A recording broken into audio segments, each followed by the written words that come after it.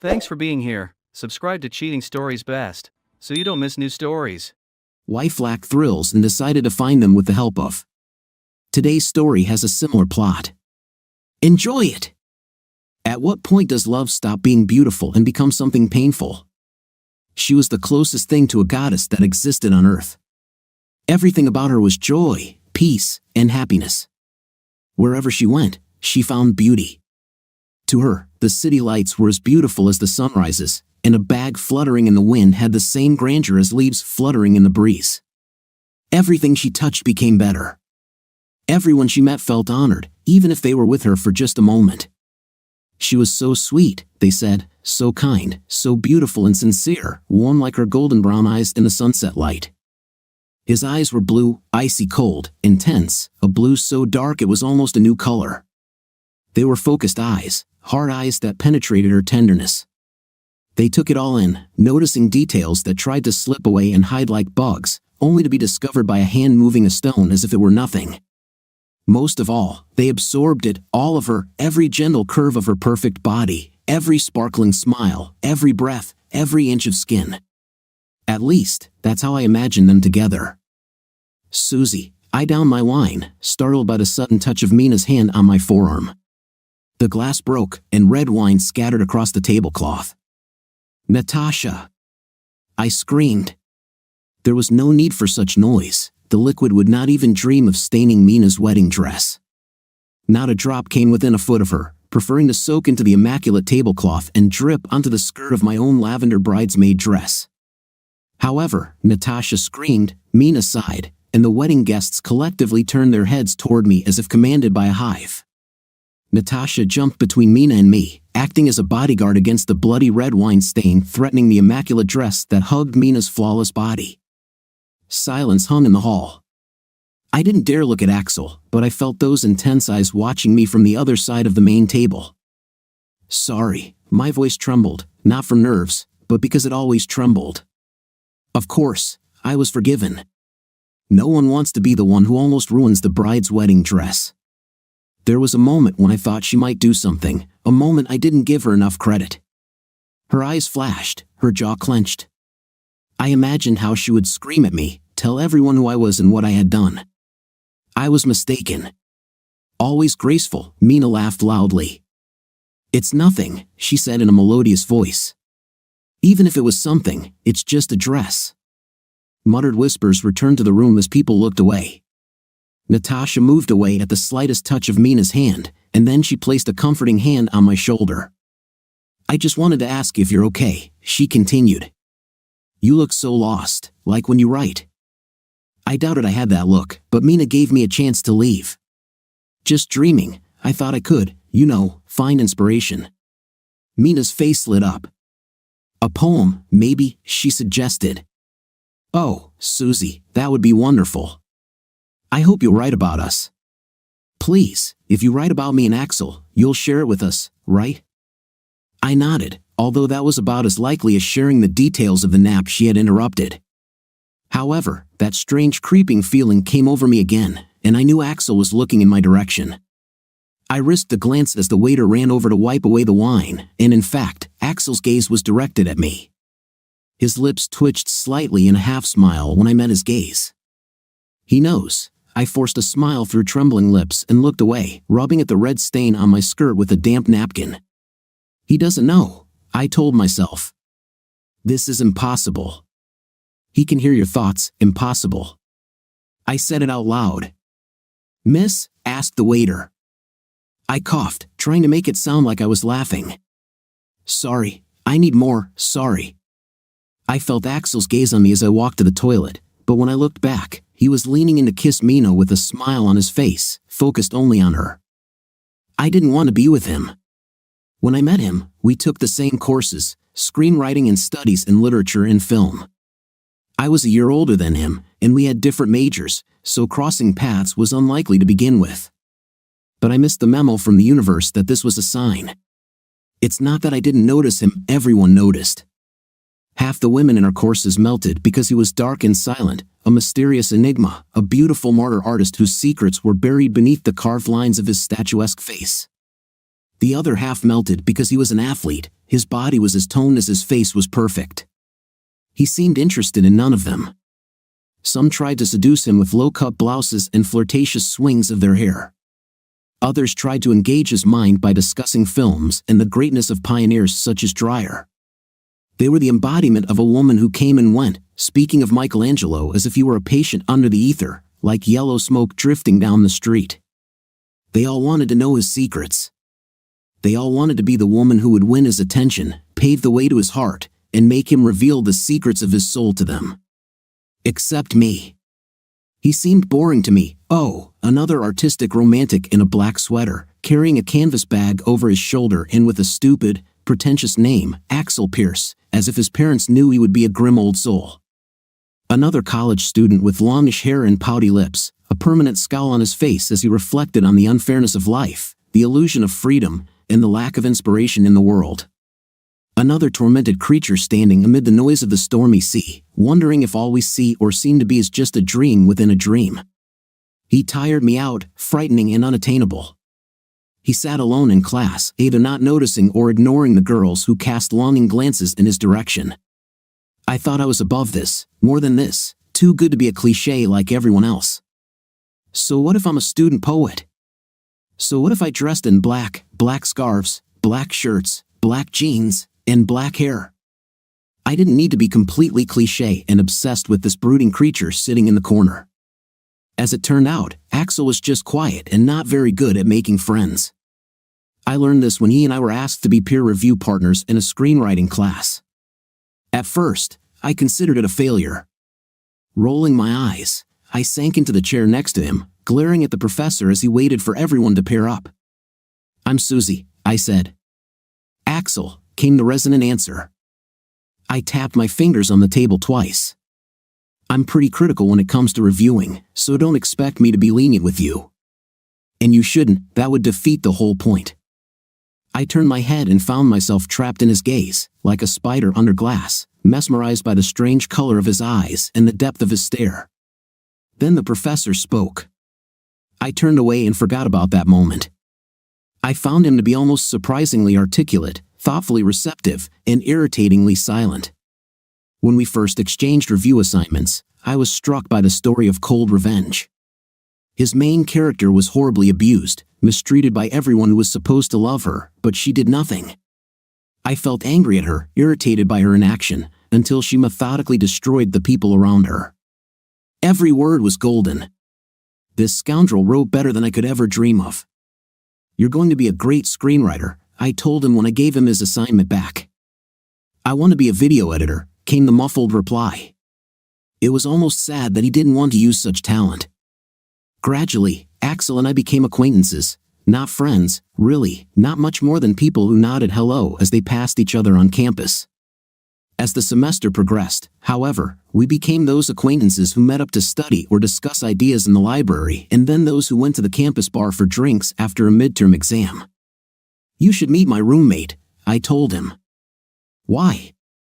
"I think you'll like her." He didn't shrug, nod, say yes, no, or maybe. His eyebrow twitched, which was the most reaction I could have hoped for. I didn't think my roommate would really like him, but she had just broken up with her boyfriend, and I was desperately trying to find her a one-night stand so she would stop moping around the apartment. It was more for her benefit than mine. I hated to see her sad. When Mina entered the bar, Axel's gaze immediately went to her. He watched as she walked quietly through the crowd, people parting like reeds to let her pass, an aura of calm spreading behind her until she reached us. "This is my roommate, Mina." "Mina, this is my classmate Axel." None of them heard me. I had never seen Axel smile. Actually, that day, I watched his face break into a smile like a flower opening for the first time in the sun, feeling the first magnificent rays on its silken petals and finally understanding its purpose. 2 people fell in love that day, and I was one of them. I denied that I fell in love. Axel spent hours that seemed like days and days that seemed like eternities in our apartment. Hours, days, months, their love did not develop over time. The seed was not planted and tended until it took root, sprouted, and blossomed. No, their love was dandelions, One moment they were gone, and the next, they took over everything. And lucky for me, I was the one who blew the feathers. Day after day, Axel was with us in the morning when I woke up and after each lesson when I returned. He was a better roommate than Mina, even though he didn't actually live with us. I would never say anything bad about Mina. The constant presence of her yoga mat stretched out in the middle of the living room, where the coffee table would have been, and her thick hair clogging our shower was a small price to pay for her friendship. At first, I took it logically. He was attractive, I told myself. It was physical attraction, nothing more. Childhood love, daydreaming. You can recognize Michelangelo's statue of David as attractive and know that it doesn't mean you're in love.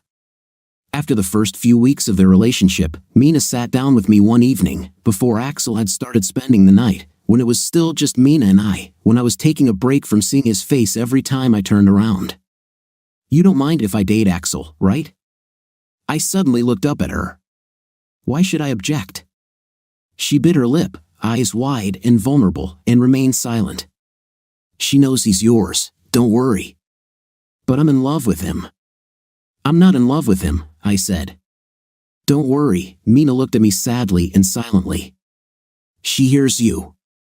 I laughed at this, causing Mina to have a strange expression on her face. She couldn't hear me, I told myself. It's overly paranoid, even for me. The silence dragged on, becoming even more awkward. What if she hears you? You and Axel are a wonderful couple, I said. You are perfect for each other. Her face brightened, waves of radiant delight overwhelming her and filling our small kitchen. I really like him, she said. I mean, I really, really like him. I swallowed a lump of irritation and another lump of guilt. Mina was perfect, she didn't deserve my evil thoughts. I had my chance with Axel, I didn't use it. I didn't need him. That weekend was the first time he spent the night with us. They tried to be quiet, which made everything even worse, knowing how hard they tried to muffle their sounds for my sake. The walls absorbed the sound of Mina's high-pitched screams, Axel's low breathing, the rhythmic pounding of her bed against our shared wall, and squeezed every noise into my ears as I lay in bed.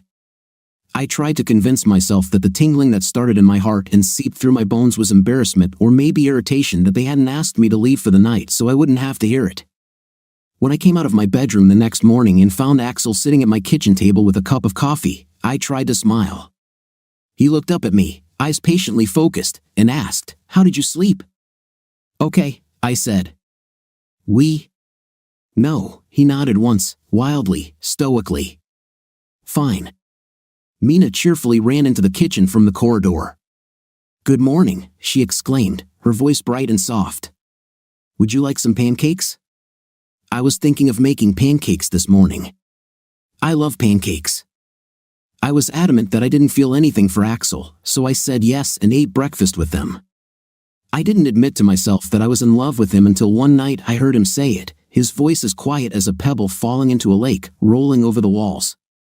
"I love you, Mina." My heart sank and squeezed and cracked, and I could see them. I could see him. I could see his lips moving as he spoke, his dark blue eyes fixed on her face and her face only. I didn't love him until she beat him. I didn't love him until he looked at her as if she were the only woman in the world. I loved him, and he loved her, and I cried. We were with friends, other friends. Their faces became blurry in my memory, smooth and plastic and unimportant.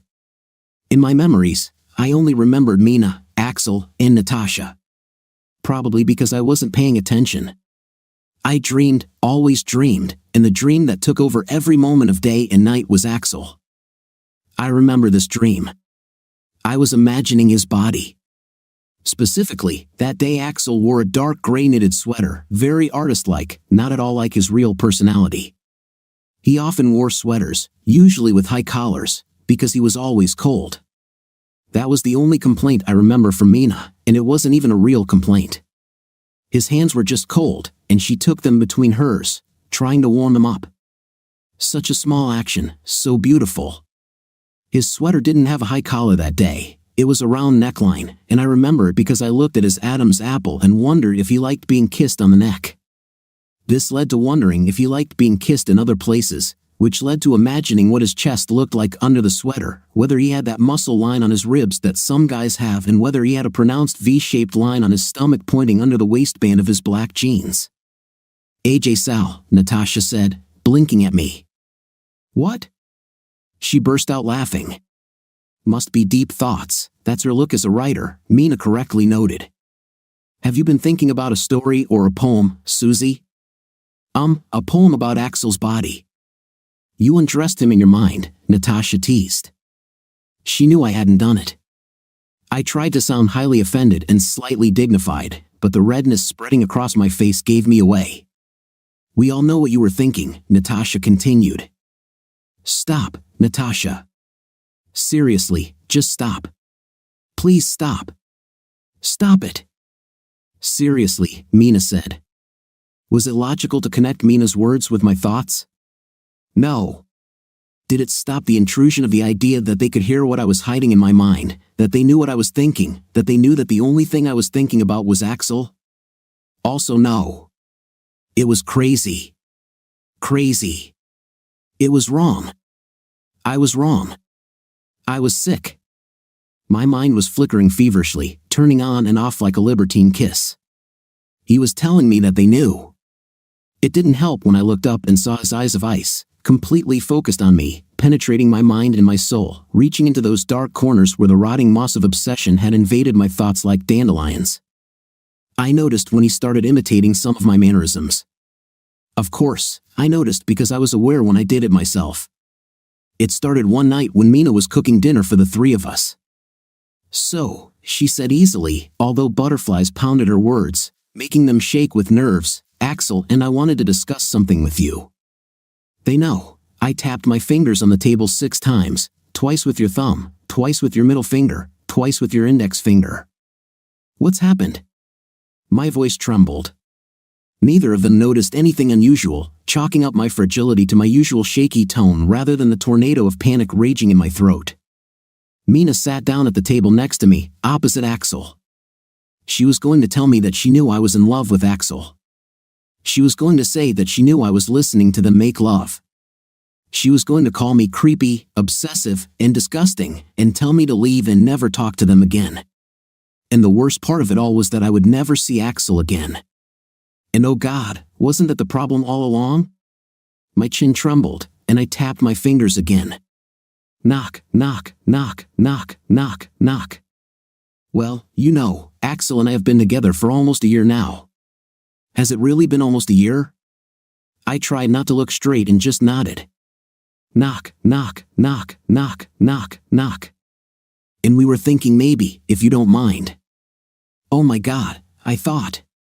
Maybe Axel could, move in with us? Her voice rose at the end, part questioning, part pleading. Well, yeah. I mean, if you want to move, you can, but I really don't want you to leave. Axel looked at me. I knew he was watching. I felt his gaze as if his nails were scratching my bare arms. I didn't look at him. I couldn't look at him. Knock, knock, knock, knock, knock, knock. We'll split the rent between the three of us, and the utilities too. Her tone was strange, as if she didn't think she'd have to convince me. This was not the Mina I knew, although perhaps I was imagining it. I was, of course, absorbed in my own thoughts. Is waking up every morning knowing that Axel is in bed just a few feet from mine, albeit on the other side of the wall, worth saving a few $100 a month? Is it worth it knowing that I will see his face morning and evening? That there is no escape except to close the bedroom door? He will be here all the time, will use the same bathroom as me, will be without anything seconds before me, will eat, breathe, and sleep in the same space as me. He will always be there, my tormentor, my love, while I watch him be with someone else. It will be excruciating agony, constant torture. A few $100 a month in savings, and all it will cost is my sanity. Of course, I had already given that away for free, so the decision was simple. Of course, I said. That's a great idea. Knock, knock, knock, knock, knock, knock. Mina's face lit up, and I smiled back at her, fake and forced, unbalanced. I knew you'd say yes. Thank you, she said. Mina hugged me from her chair, warm and smooth like comforting lobster water. "Honey, when do you want to move?" I accidentally glanced at Axel and became lost in the ice when he looked back. "Next week," he said, and his fingers mirrored mine on the table. Knock, knock, knock, knock, knock, knock. I started looking for a job, something that could supplement my modest income from writing. I applied to publishing houses and newspapers, then bookstores and libraries, and eventually got a job as a salesperson in a fine art store near campus. My lack of knowledge about brushes and canvases wasn't a problem. Most customers thought they knew more than the people behind the counter, and that was true in my case. Mina worked part-time as a yoga instructor while she was studying and started doing it full-time after graduating. Her goal was to open her own studio, and she was on her way to it. People loved Mina. She had a loyal following and just needed the initial investment to branch out and start her own business. Within a few months, Axel landed his dream job. He was hired by a local hockey team as a junior video editor and quickly became his boss's top assistant. I got promoted from salesperson to key manager, so that was nice. 6 months after his graduation, I walked into our apartment after work one evening and saw Mina standing in the living room. The apartment was full of hot, explosive energy that seemed to emanate from where she stood. "Susie!" she screamed as soon as I entered. Her eyes sparkled, bright and crazy and completely captivating. "What?" I asked impatiently, giving into her energy. She burst into tears, spun in place, and could not contain her excessive joy, expressed in an electric dance. I did everything as expected. I hugged her and squealed with delight, grabbing her left hand and gasping at the bulky stone adorning her finger. I gasped in theatrical surprise and hugged her again when she asked me to be a bridesmaid. I fully obliged and told her how honored I was. When Axel came out of the bedroom a few minutes later, I teased him good-naturedly, congratulated him, and found myself in the awkward position of not knowing if I should hug him too. Before I could decide, Axel had his arms around me, his chest pressed against mine. Then he let me go. I stepped back and laughed. It sounded crazy to my ears, but Mina and Axel didn't notice. Instead, they insisted on having a celebratory drink with me. I drank that sickly sweet sparkling wine and pretended to be tired. "It's been a long day," I said. "A big order arrived today. It's time for me to sleep. Don't make any noise, you two lovebirds." They didn't get any quieter, and I couldn't help but cry the whole time. When they finished, I wiped the tears from my face and started looking for a new place to live. Absence makes the heart grow fonder, and obsession grows stronger. I shouldn't have thought that leaving Axel would help me get through this. If anything, it only made the situation worse. I conveniently forgot that I had fallen in love with him even before he moved in with Mina and me. I told myself that moving would be a good idea, that it would be the cure for my poor, unhealthy mind. My new home was a basement 2 blocks from work. It was small, dark, and old. Being in the basement, it should have been constantly cold, but instead, it was stuffy. The air hung like a spider's web, thick with heat. Walking from the bedroom to the kitchen felt like swimming. Even opening the windows didn't help. The air was as much a part of my apartment as the walls, floors, and lamps. When Mina and Axel helped me unload the boxes and furniture I had taken, I was full of hope. This continued until we finished bringing my things in and found ourselves surrounded by towers of cardboard, which crushed my hopes. Mina wiped the dust from her hands. "Don't cry," she said. "I'll just miss you." Her voice sounded unusually quiet. "If you ever need a place to stay, you know you're always welcome." I knew. She hugged me tightly, and my heart sank. Over the years, she had been the closest thing I had to a sister, my closest friend. It was a testament to how much I loved her that even though she was with Axel, I never felt resentment toward her. I also didn't feel resentment toward him for loving her. After Mina released me, I smiled. I continued to smile as Axel took her place, smiling, trying not to notice the sweat and cologne on him. I smiled even though my body tingled and my heart ached when we parted. "I'll miss you," he said. "Yes," I answered, barely audible. He looked at me with a strange expression. When they left, I sank onto the fluffy sofa that we had dragged down the stairs and covered my face with my hands. I could feel him on me, the ghost of his cologne and sweat clinging to my shirt. He said he would miss you, Mina suggested, and maybe we could meet at least once a week? I always said yes at first. Axel was there every time, and the more often he was there, the more I convinced myself that he knew exactly what was going on in my head at any given moment. The more I convinced myself of this, the more silent I became around him until I found myself answering questions only in my mind. "How are you doing?" he asked once. "This is terrible," I thought. "I'm unhappy and I miss you." There was a long pause. "Ah, Susie," he said. "Sorry, I thought everything was fine." He looked at me, nodded a little, and then looked at Mina to continue the conversation. I stopped seeing him so often after that. Sometimes he was there when we met, sometimes he wasn't. When he was there, it wasn't my Axel, not the Axel I was obsessed with. He seemed withdrawn, more tense than usual, and there was still a small part of me sane enough to assume it was because he thought I was crazy. It was the night a few months before the wedding when everything changed. "Where is Axel today?" I asked when Mina entered the bar at work. She answered easily, "He says hi." The evening felt like old times, the times before Axel, when Mina and I would just chat and laugh. We drank a lot and ordered fried snacks, chatting about all sorts of things. For a while, I wasn't obsessed. I wasn't sick.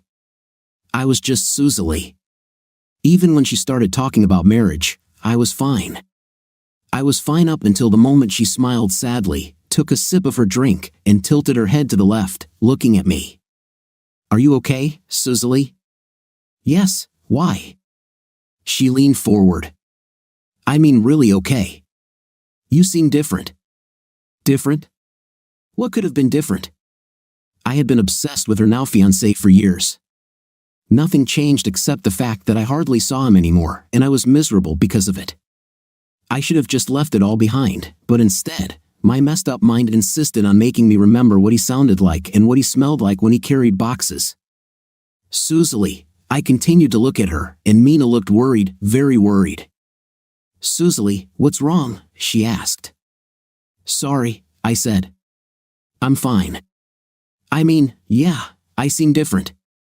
I'm living alone for the first time, and I miss you." She laughed uncertainly. "Okay, well, it's better than me, I guess. Better than her."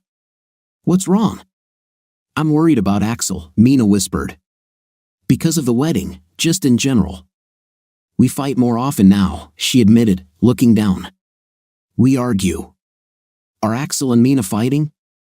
I asked quietly. She shrugged, still not looking at me. "You know how sometimes people get really upset, like really, really upset, and it's not. I mean, you know it's not their fault they get upset." The sip I took turned to gravel in my mouth. Pebble after pebble of worry filled my stomach as I considered what she was asking. He couldn't be my Axel. He was gentle. He wasn't capable of, it was impossible. "Mina, please don't tell anyone," she begged. "I'm so ashamed. I don't know who else to talk to, Susie. I just can't. I didn't want to." "Is he hurting you?" I asked.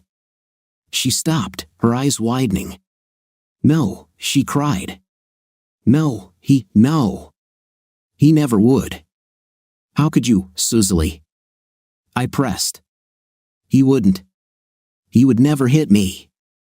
"I know," I said hastily. You sounded like..." She began to laugh, her tone ringing and shaking her head. No, I understand why you might think that. He's not like that. He loves me." I nodded, but I wasn't sure if I believed her. 2 weeks before the wedding, Mina and Axel invited everyone in the wedding party to their place for dinner. I didn't know if word of my strange behavior had spread to everyone or if I was particularly withdrawn that night, but I ended up next to Axel on the couch as the party continued without us. "Are you okay?" I finally asked. "Yes," he replied, keeping his head straight but glancing at me briefly.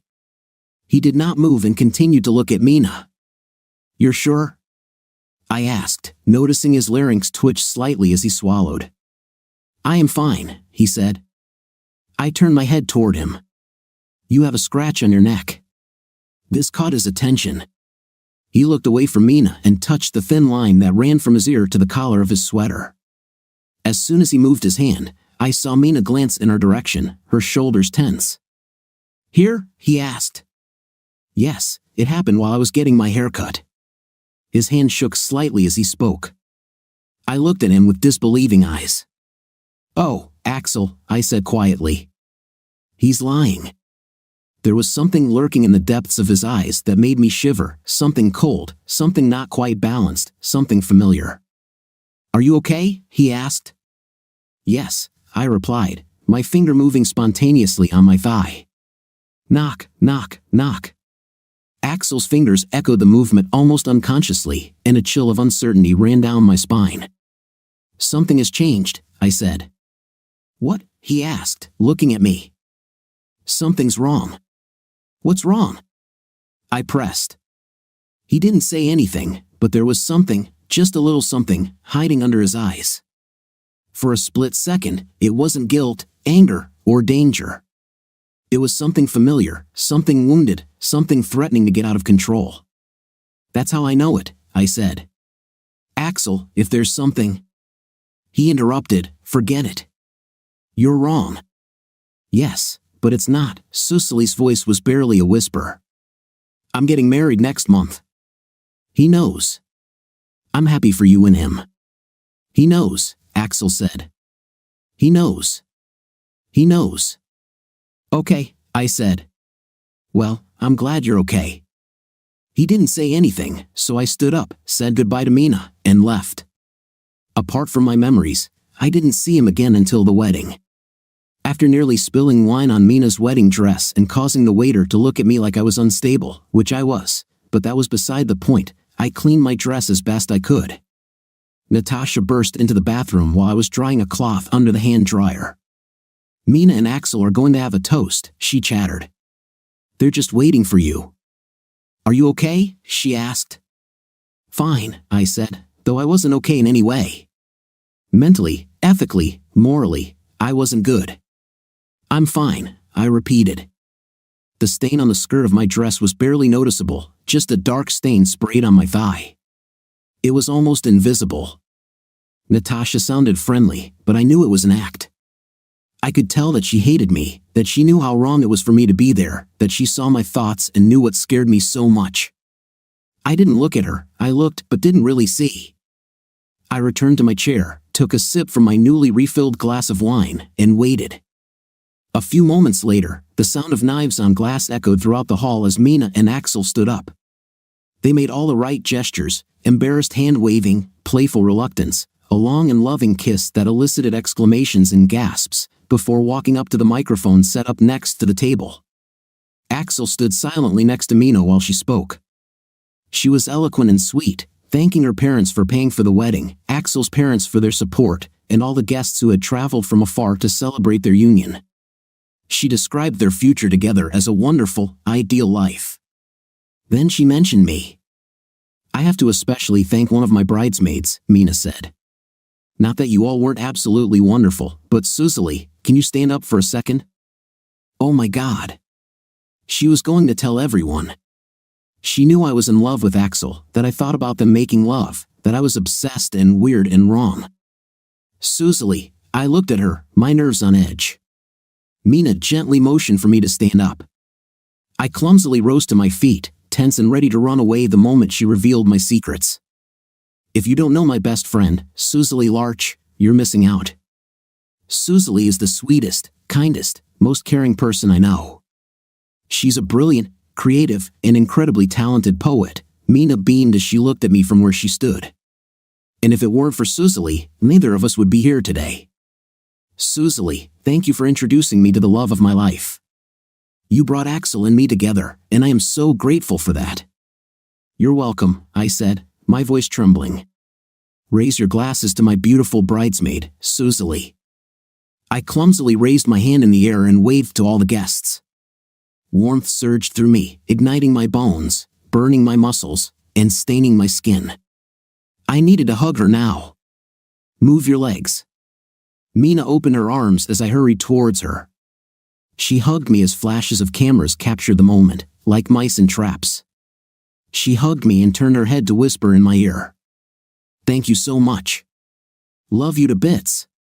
"And I love you," I replied, swallowing hard, trying to convince myself that the emotions eating me up inside were happiness and joy, not horror. "I owe you everything." Axel's voice was quiet but not devoid of emotion. I tilted my head back to meet his gaze. "I'm happy for you both," I whispered. It would have been strange if I hugged Mina and didn't hug Axel. I forced myself not to linger, not to shake, to look normal, act normal, be normal for at least 5 seconds. "Suzalie, everyone is watching." For a moment, just a moment, a beautiful, clear, sane moment, I thought everything would be okay. But the wind came again, destroying the wall I had built because it was no longer needed. He loved her, she loved him. What more could I want for the man I loved and my best friend? They were happy, and I wasn't. But maybe one day I would be. It was like a fog lifting, as if the world had become brighter, as if the dandelions had been cut and cleaned, and I could breathe. I could think. I wasn't crazy, Suzalie. I was just me. Nobody could read my mind. What paranoid nonsense. I looked at Mina. Axel stood next to her, his hand resting on the podium, the gold ring on his finger glistening as he tapped his fingers. Knock, knock, knock. My jaw twitched in response to the rhythmic knocking. I couldn't stop myself. Knock, knock, knock. The moment of clarity became foggy again, not as much as before, but no longer crystal clear. When Mina finished speaking, I politely applauded along with everyone else. The clink of knives on glass sounded throughout the hall. Axel pulled Mina's face to his, and I left the table again. Mina found me in the wardrobe. Her voice floated among the hanging clothes, winding between them like the wind through the trees. "Suzalie?" I held my breath, hoping she wouldn't look behind the second row of coats, praying she wouldn't see me sitting in the corner on the floor with tears in my eyes. There were 1,000 reasons why I didn't want to be found, most of them related to my feelings for Axel. A few were because it was Mina's wedding day, and she shouldn't have to deal with a crying bridesmaid. This was supposed to be her day. When she appeared at the end of the row of coats, I thought maybe she would just walk past me. Perhaps I could hide behind the pile of coats in the corner, a sad, forgotten lump of fabric, invisible and imperceptible, worth more as a mere pile of rags than as a person with my inclusion. "What's wrong? Are you crying?" she asked. "No," I said, wiping my cheeks furiously as Mina moved down the row, the skirt of her dress trailing behind her. "Suzalie, what's wrong?" "Nothing," I replied. "You're lying," she said, good-naturedly. Before I knew it, she was down on the floor next to me, her skirt flying around her legs as she settled beside me. "Mina, your dress." "It's just a dress," she said, taking my hand. "Why are you crying?" "Because you married the only man I ever loved," I said. "Ever thought about. And I can't have him. And it hurts, Mina. It hurts like hell. It would be easier to just die. That would be enough." "Suzalie, if you can hear me," Mina said softly, "why should I say it out loud?" She looked at me silently, without reaction. My face turned red. "Suzalie, it's your wedding day. Do not worry about it. You're my best friend. Please tell me you don't." "You know," I said, barely able to get the words out. "Don't be angry," Mina whispered. "But it's because you are." "Lonely, yes," I breathed. "Of course. I wish I had someone. Not like Axel, obviously, but I wish I had what you have with him." "Well played, Suzalie," I thought. It didn't sound suspicious at all.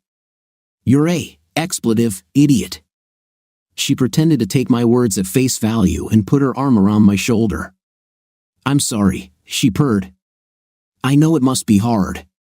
"Please don't apologize," I said. "It's your wedding day, and I'm so happy for you. I just needed a moment." "Let's spend this moment together," she said. "I need a break from the chaos too." She sat with me for a minute and then another. Her closeness was comforting. I rested my head on her shoulder as we sat on the floor of the closet, listening to her breathing and convincing myself that if I couldn't have him, at least it was Mina. "I'll find you a guy," she suddenly said. "What?" I straightened up, turning my head to look at Mina. She smiled, her eyes sparkling as she took my hand. "I know the perfect person." She really did know someone, but I doubted she would arrange a date for me with her husband. Still, I squeezed her hand, smiled, and said I liked it. The man she introduced me to was the exact opposite of Axel. If Axel was the exact opposite of himself in every way, where Axel had eyes of ice, Blaine's were warm and hazel. Axel's hair was the darkest shade of red that could still be called red. Blaine's hair looked like it was spun from sun rays and gold. Axel was tall, gloomy, and dark. Blaine was big, funny, and lively. Blaine was everything I thought was right for me before Axel. After Axel, he was acceptable. My feelings for Blaine were difficult to describe in words. I couldn't say that I loved him. What I knew as love was meant for Axel. This feeling was not love, not really, but I didn't know what love was. However, Blaine was there. He was attractive enough, seemed kind enough, and was good enough in bed that I really couldn't complain. Mina introduced us 2 weeks after the wedding. They worked together before Mina opened her studio, teaching various fitness classes at the same gym. Mina taught yoga, Blaine taught strength training. We met for dinner at a bar near my basement apartment. I was supposed to meet him at 7:30 but arrived closer to 8. "Sorry I'm late," I said. Blaine smiled at me across the table. "No problem. Are you late to work?" "No, I just didn't want to come." "Yeah, something like that. It happens. I hope you don't mind, but I ordered a drink while I was waiting." "Not at all," I said. I called the waitress. "Let me catch up with you." He laughed lightly and joyfully. "That's what I like to hear." We ate and talked well. Blaine spoke, I listened, lost in thought about the topics being discussed until he frowned and tapped the table. "Hey, if you don't like this date, that's fine. But I like it," I said quickly, my face turned red as I twirled my fingers on the table. "Sorry, had a rough day. I think I miss you. You're a little quiet." "It makes me want to know what's on your mind," he said, smiling, his teeth almost sparkling from the charm he tried to radiate. I bit my lip, smiling. Blaine must have thought his charm had worked. In fact, it only convinced me that Blaine couldn't read my mind and therefore might actually be the perfect man for me. We had some more drinks, and I started talking a little, telling him about my writing and work and how it was all I really had. We talked about movies and TV shows. I asked him about books, but Blaine said he didn't read much. We drank more and more until several hours had passed and we left the bar, staggering. "So, Blaine said as I put my arm around his shoulder. We both leaned on each other to avoid falling on the sidewalk. "There," I said, pointing in the general direction of my house. "Are you inviting me to your place?" "No, I'm telling you to come with me." We both laughed hysterically and swayed along the sidewalk. He followed me, lips pressed together in a kiss as the basement door slammed shut behind us. Before I could turn on the light, he began to take off my jacket, sliding it off my arms as I tugged at the hem of his shirt. "Damn, you're impatient," he whispered. As I gave into his shirt and began unbuckling his belt, he asked, "Is this a complaint?" He reached for the light as we crossed the bedroom, but I grabbed his wrist.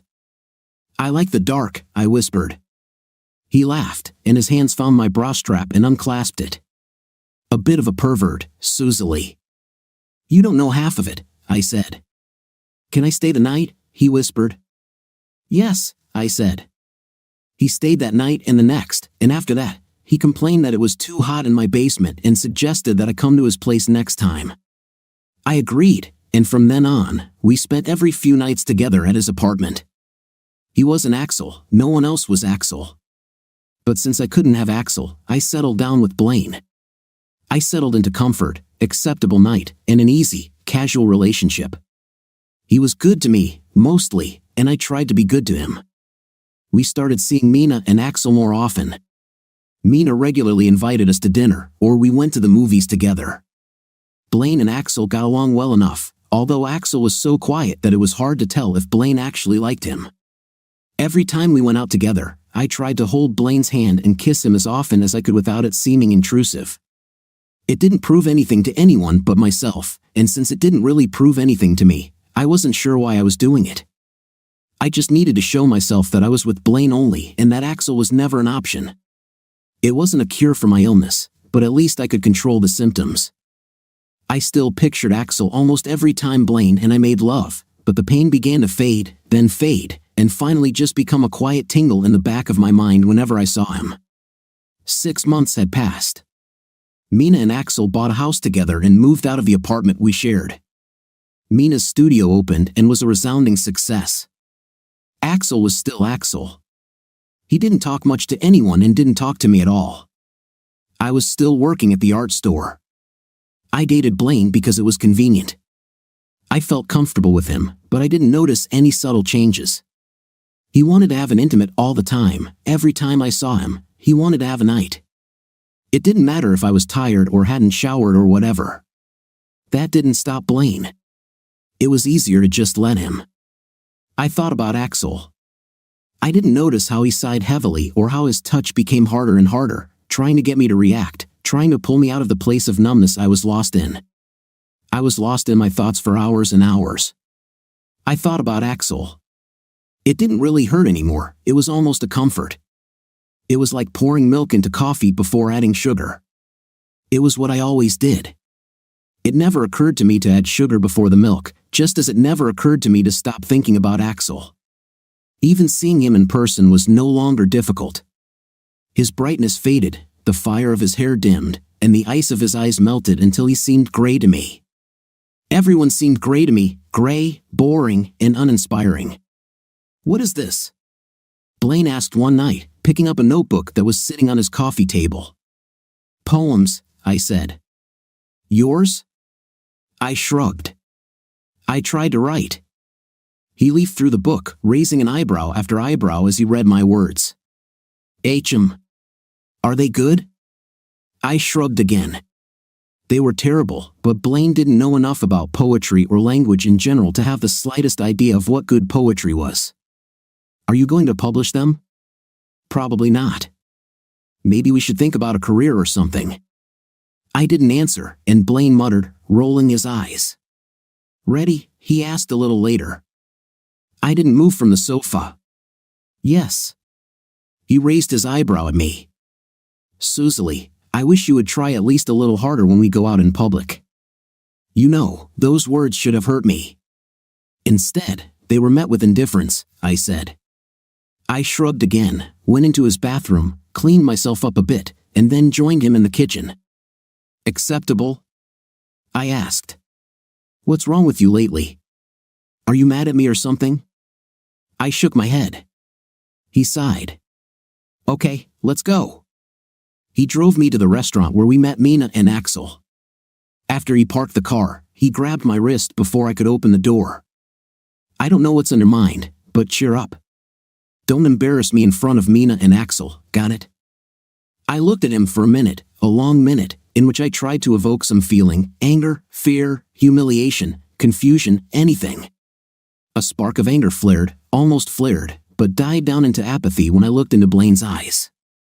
"Got it," I muttered. He let go of my wrist, and I opened the car door. Mina and Axel were already sitting at the table. Blaine changed as soon as he saw them. "How's my favorite yoga teacher?" he said cheerfully as Mina stood up to hug him. "Great, thanks." "How's my favorite fitness trainer?" she asked. He muttered something, and she laughed before releasing him from the hug. "Susie, how are you?" "Fine," I said. She hugged me, then looked me up and down, her eyes clouded with concern. "Fine," she repeated. "Yes, okay," I said. Axel surprised us all by greeting us warmly, smiling as he stood up to shake Blaine's hand.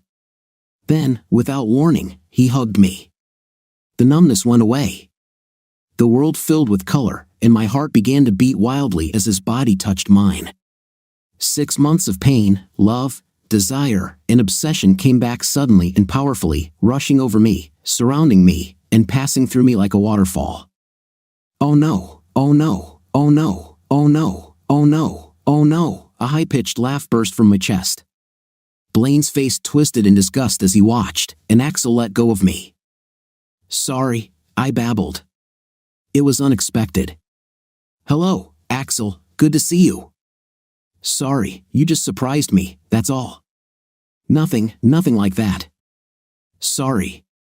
Mina laughed. "What are you sorry for?" "For a strange laugh," I said.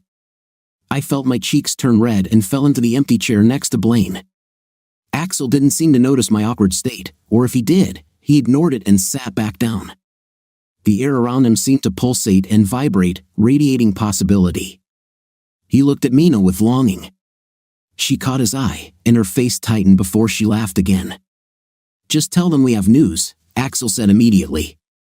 Mina touched his arm, and he jumped slightly. After a moment, he relaxed, turning his palm up to clasp it with hers. "News?" I repeated. Mina pursed her lips. A hidden secret sparkled in her golden brown eyes as she looked at Axel. "We're expecting a baby," he said.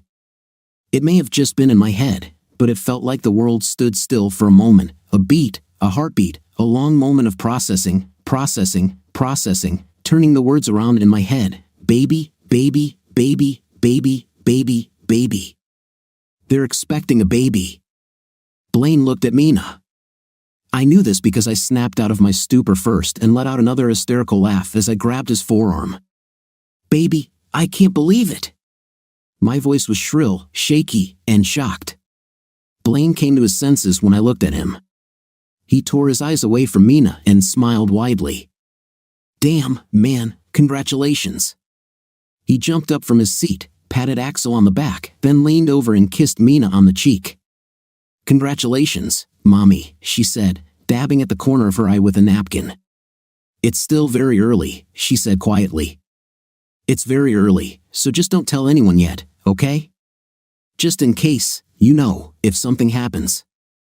"Nothing will happen," Axel said, his voice low and booming as he squeezed Mina's hand.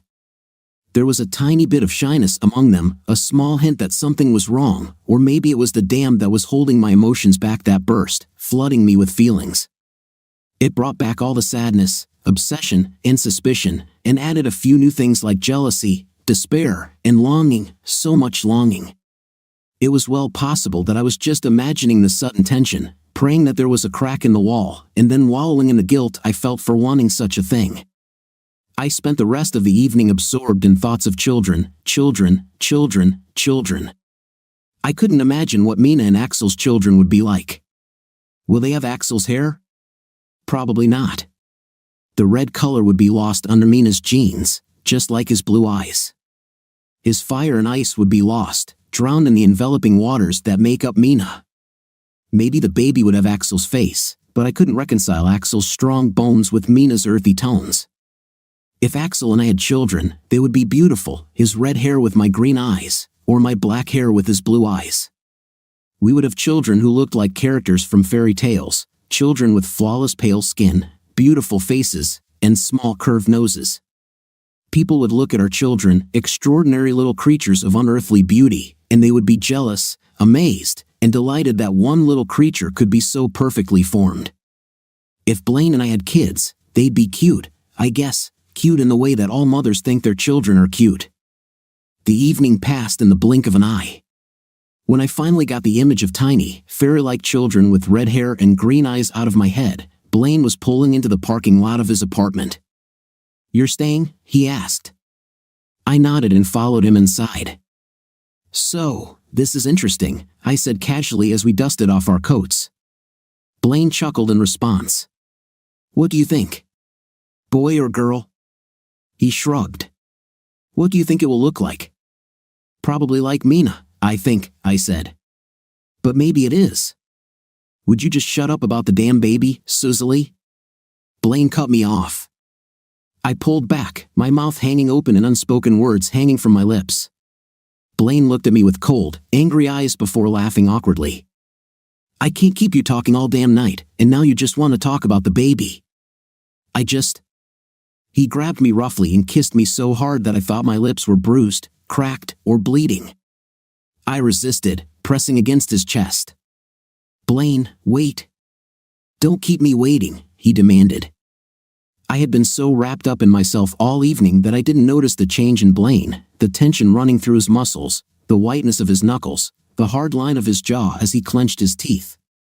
It wasn't until those tight muscles grabbed me in his arms that I really noticed. Stop, I breathed. He didn't. Blaine, stop. I shouted, pushing him as hard as I could. I don't remember what happened between us. Maybe I don't want to remember. The door slammed behind me, and I ran. I ran, rushed down the corridor, up the stairs, and into the street, past passers-by. My shoes clicked on the pavement, creating a rhythm of fear and anger, my thoughts humming in the background in a twisted a cappella. He hit me, I hit him, he hit me, I hit him. The words swirled and rose, bubbling and boiling and spilling out of my eyes. When I finally had to stop and catch my breath, leaning over and breathing deeply while my lungs burned and my body screamed, they coalesced into one clear thought: Axel wouldn't do this to me. I hid in my basement for a week. My boss fired me after I didn't show up for work 3 days in a row. He left a message on my voicemail because I refused to answer my calls. Mina called several times. I didn't answer her either. The first message she left was full of sympathy. Hi Susie, this is Mina. Sorry I didn't get through. Blaine says you two broke up, and I just wanted to see how you were. I'm so sorry it didn't work out for you. You seemed so happy the other time, but you've got to do what's best for you. Call me back when you can and let me know you're okay. Love you. The next message arrived 2 days later. Hey Susie, it's Mina again. Just checking on you. Blaine is also really upset about your breakup and says he can't get through to you either. I'll come see you later, okay? I'm worried about you. That night, the message was impatient and annoyed. Susie, this is Mina. I know you're home. I can see you through the window. Can you please open the door? The next day. Hi, this is Mina. Look, I don't know what happened between you and Blaine, obviously more than Blaine told me. I saw him today. Susie, I'm so worried about you. Please answer. Please call me back. After deleting the last message, I wondered vaguely when Mina started talking to Blaine so much. Perhaps Blaine was trying to do some damage control. I didn't answer the door when Mina arrived because the left side of my face was still purple.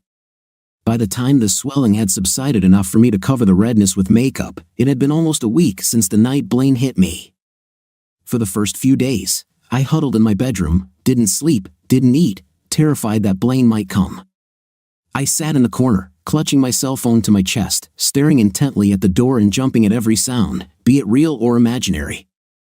I dozed off on the third day after I was fired, but before Mina's second call. When I woke up, I crawled into bed and slept restlessly, taking several naps over the course of 2 days. I stood up when I heard a knock on the door, but when I saw myself in the mirror near the entrance, I turned and crawled back into the comfortable darkness of my room.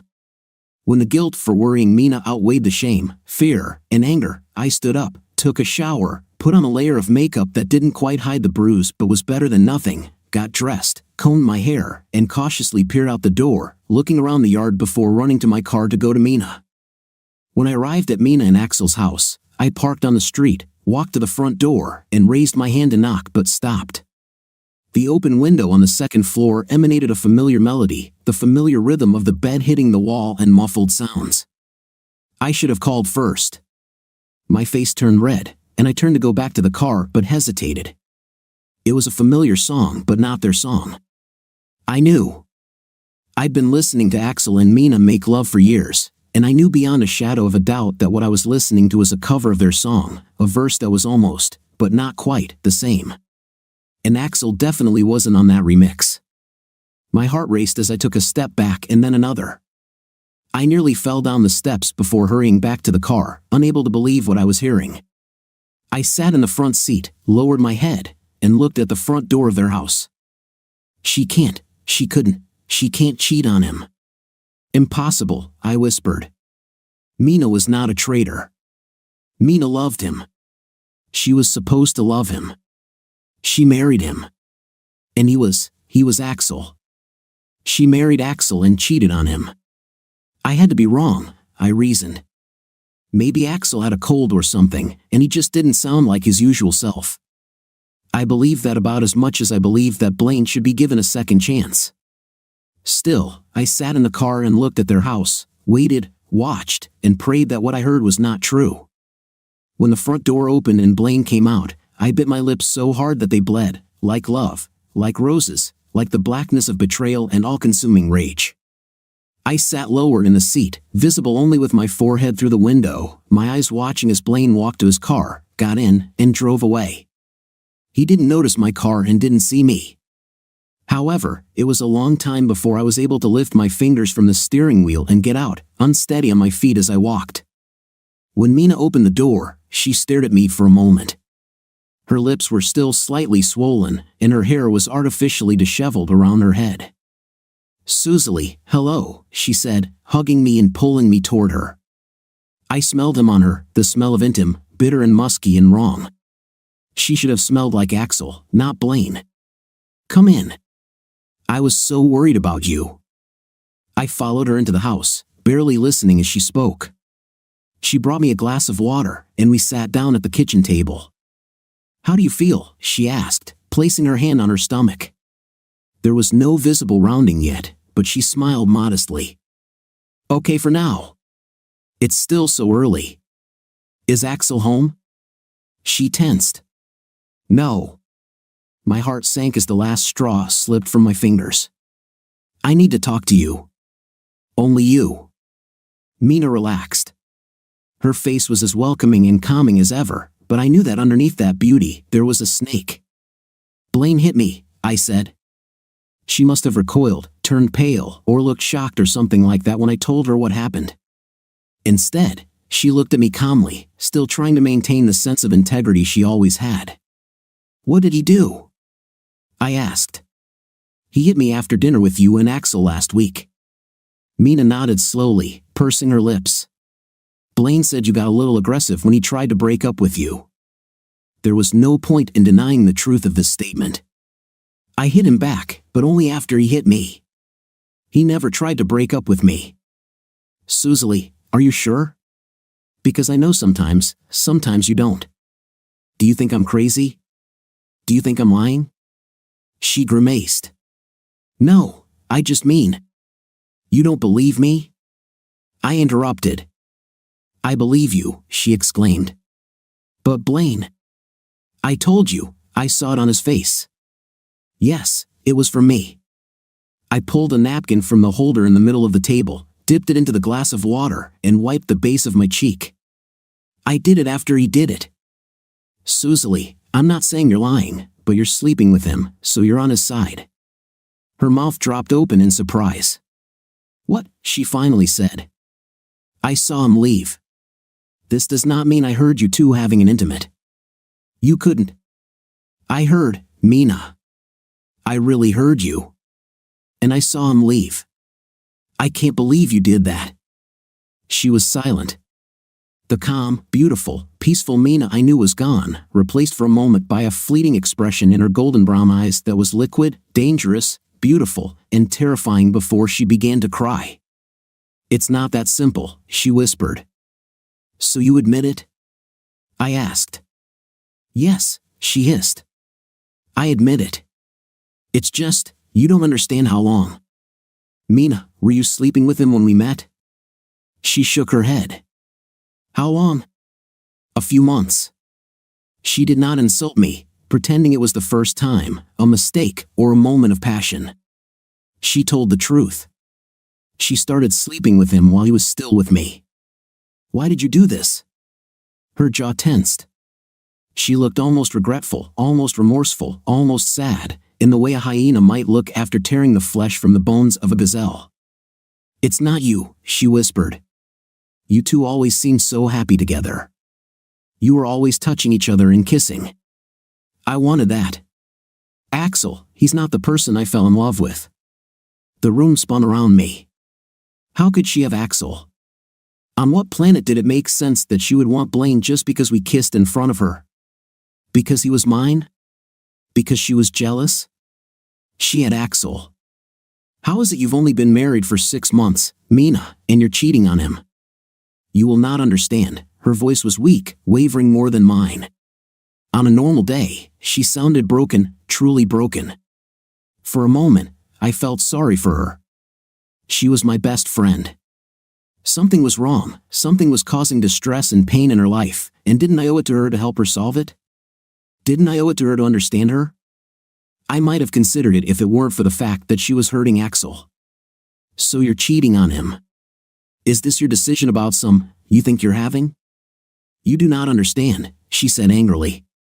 So explain it to me. I can't. I looked at her, at the hand resting lightly on her stomach, and the realization hit me. Oh God, Mina, the baby? No, she interrupted. This is Axel's. I looked at her silently, trying not to judge, trying to suppress the anger I felt on Axel's behalf, trying to refrain from shaking her and screaming at her for being such an idiot for cheating on the model of perfection with Blaine of all people. Mina, why? I insisted again. She swallowed and risked a glance at me. There was powerlessness, sadness, and regret in her eyes, a darkness I had never seen before. Remember when I asked you how people get upset and sometimes they, well, you know. You just did it too. You were upset with Blaine, and you upset. He hit me, Mina. Yeah, but you kind of lost it, you know? What are you trying to say? You know Axel has changed lately. She looked at me pleadingly. You know you asked him about this, remember, before the wedding? There was a scratch on his neck. He said it was from a haircut and told me to forget about it. He said I was wrong. Of course, I remember. It couldn't be, he couldn't have, he wouldn't. But I had to ask. It was the only explanation I could come up with that would justify what Mina did. Is he hitting you? I whispered. No, she raised her head. He would never. He would never lay a hand on me, you know. I recoiled stupidly, startled by the sudden fury in her voice. This was not the Mina I knew. This was not Mina, my friend, my neighbor, the woman who was beautiful, sweet, and peaceful. When did she become this? When did she turn from my Mina to the crying, angry, shaking woman in front of me?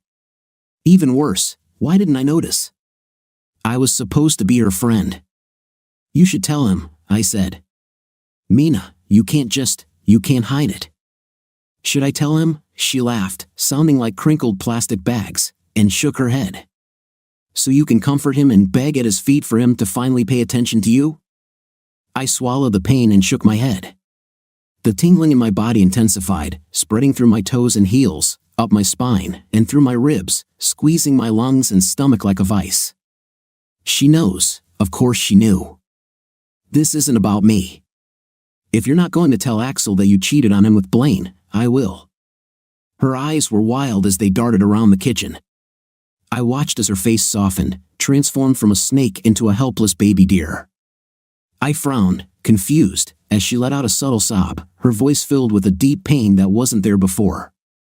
She hesitated, then shook her head and sobbed. Susie, why do you say that? Because you. I'd like to know the answer to that too.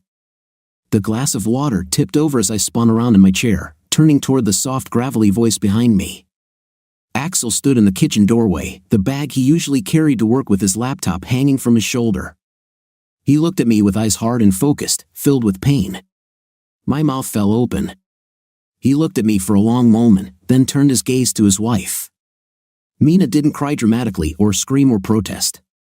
She sobbed again, shook her head, and took a deep breath. Susie, I don't know how we hurt you, but threatening me like that is beyond the pale. I know Blaine broke up with you, but I had nothing to do with it. And for you to come here and try to hurt my marriage. I thought we were friends. This isn't what Axel said. Mina looked up at him, her eyes sparkling. She said she was going to tell you that I cheated on you so she could. She paused, biting her lip. Susie, we can help you. You can't believe this. I said desperately, turning to Axel. I heard them, Axel, and I saw him leave. He looked from me to Mina. She stood up from the chair and put a gentle hand on my shoulder. "I know this is hard for you," she said quietly, "but we know how you feel about Axel." "I'm so sorry, Susie. I didn't know it was that bad. We didn't think you'd do something like this." My face turned red. The flames swirled inside me, turning my skin into hot coals. I was still looking at Axel, and when his gaze returned to me, full of pity and pain, I realized that I had lost. "I'm not making this up," I said desperately. "I don't care what you think. If you know, I don't care. She's cheating on you, which is more likely, that I'm deceiving you, or that Susie is in love with you. Because we already know the answer to that." Axel didn't answer. "She's jealous about the baby, Axel," I said. "She told me." Mina stroked my shoulder again. "You're not alone, Susie. We'll be there for you. We can help. I know a good doctor who can help." My mouth opened and closed. Axel's face turned red, disgust and alien embarrassment visible in his eyes. For a moment, all we could hear was the steady drip of the water I'd spilled onto the floor, drip, drip, drip. "I'm leaving," I finally whispered. "Let us help you," Mina begged, sincere and deceitful, disgustingly kind. I shook her hand off me, repulsed by the snake-like way she had touched me, and stood up to walk past Axel. He didn't move from his place in the passage to the kitchen until I approached. "Sorry," I said coldly. Axel moved to the side but grabbed my elbow before I walked past. His eyes fell on the bruise covering my cheekbone. "What happened to your face, Susie?" I expected the inevitable surge of electricity, that pathetic joy that always accompanied his touch, but it did not come. It might have been the first time I looked straight into Axel's eyes without feeling that falling sensation, that blossoming of obsession when his gaze fell on me. Instead, I felt humiliated and rejected, mad, Susie possessed, Susie sick, with a bruise on her face, uncomprehending and naive and stupid, stupid, stupid. "He hit me," I said and pushed his hand away. Neither Axel nor Mina followed me as I left, quietly closing the door behind me. I didn't have enough friends for news to spread like wildfire. It spread rather like melting wax, dripping, congealing, cracking, burning until it accumulated into a rough, uneven heap. However, Mina's story spread among the few friends I had. They made sure to tell me how outraged they were by her, how generously she offered to help me after I had done so much to hurt her, how selfish and creepy I had acted. Then the messages stopped. My phone stopped vibrating with angry texts and mocking voicemails, and I was left alone. I applied for unemployment benefits but was denied. I considered Mina's suggestion to visit a doctor and decided against it. I didn't have the money for this, and I certainly wasn't going to ask Mina for help. I sat in my basement for a week. The air was hot and sticky, enveloping me, surrounding me with a web, but I was so cold. I pulled on several sweaters and covered myself with blankets, sweat dripping from my forehead and soaking the fabric around me, but I couldn't stop shivering. I thought about the child and cried, realizing that I would probably never meet him. I thought about Axel and curled up into a ball, smaller and smaller. The weight of the blankets wasn't enough to crush me the way I wanted. The bruise faded until it was just a barely visible stain on my cheek, like paint smeared onto skin and then washed away. I woke up one morning covered in sweat, my hair stuck to my face, and my lips chapped and dry from dehydration. I untangled myself from the blankets, took off 2 of my 3 sweaters, and weakly made my way to the kitchen. I let the water run while I filled and drank glass after glass. I drank until my stomach was full and bloated with liquid, and my skin felt cold and clammy. It had been 2 or 3 days since I'd eaten. There wasn't much food in the refrigerator, but there were a couple of cans of ravioli in the pantry. I opened one and ate it cold while I heated the other on the stove. After burning my mouth with the second can, I took off the rest of my clothes and went to the shower. I stood under the water until it turned cold, then dried my hair and put on clean clothes. I collected the blankets and sweaters and washed them. I wiped down the countertops, swept the floor, opened the window, and lit a candle.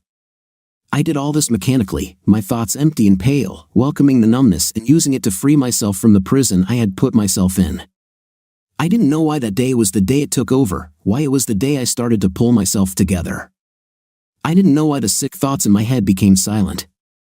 All I knew was that I was slowly, gradually, painfully making my way out of the cage that was twisting me. I had to understand that by freeing myself, I became vulnerable to being caught by someone else.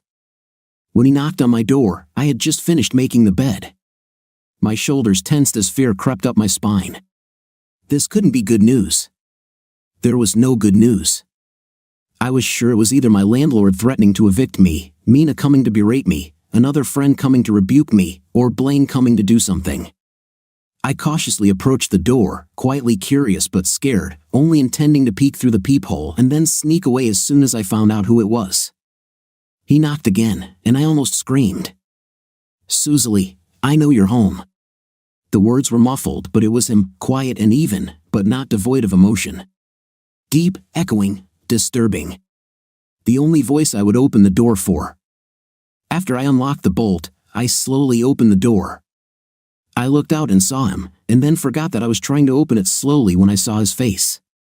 There was a bruise on his cheekbone, an almost perfect mirror image of the faded one on mine. There were also bruises scattered across his forehead and other cheek. Angry red scratches adorned his brow and neck, and his lower lip was swollen and split. His eyes met mine, watching as I looked him over, watching the stunned shock flash across my face. Mindlessly, I reached for him, not sure if it was real, needing touch to know for sure. But I couldn't find out on my own terms. I was taken aback by the way his arms wrapped around me, and then his lips pressed against mine.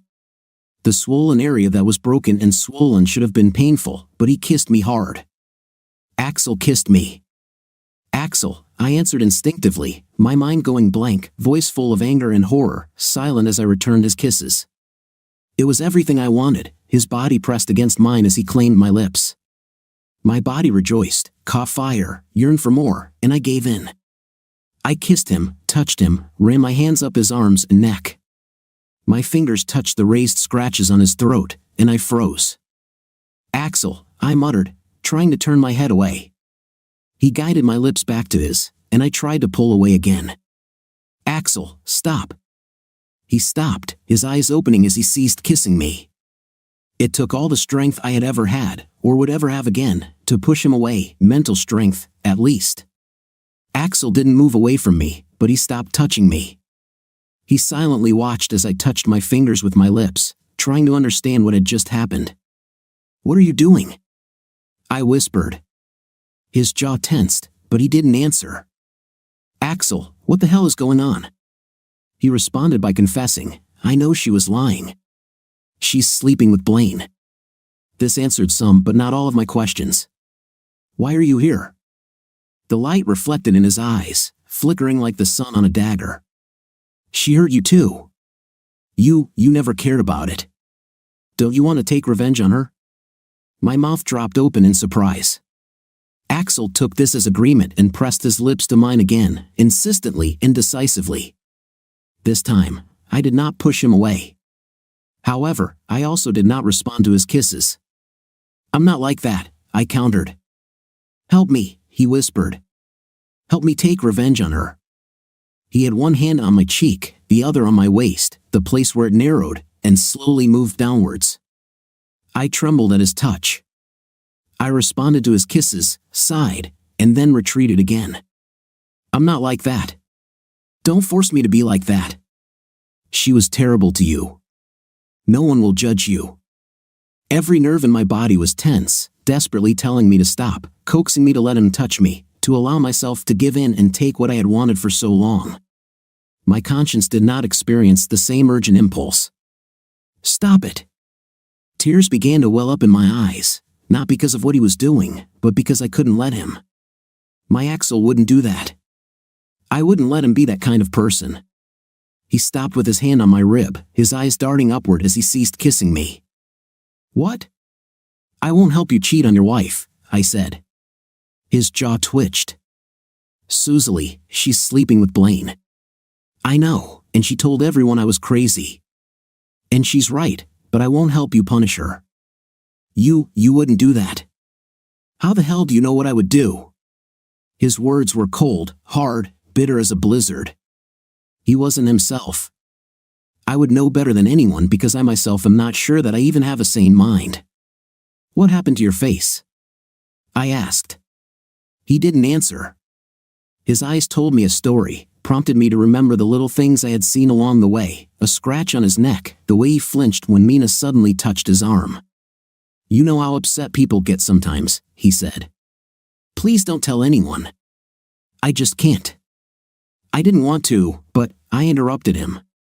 "He'll never lay a hand on me." "You know he wouldn't do it, but she could." My hand was trembling, unstable, as I raised it to his face. With fingers lighter than a breeze, I touched the swollen skin on his cheek. "Mina did this?" My Axel would nod or shake his head, confirming or denying if I were right. The Axel I knew would be embarrassed and ashamed, just like I was when Blaine hit me. I would tell this Axel that everything was okay. I would kiss every bruise and scratch and whisper comforting words to him. But my Axel was not there. Axel, who pinned me to the wall, was a wounded animal, defensive, angry, and sick. He pushed my hand away and pinned me against the wall, his body pressed firmly against mine, his eyes cold and his lips curled. "Axel, I don't."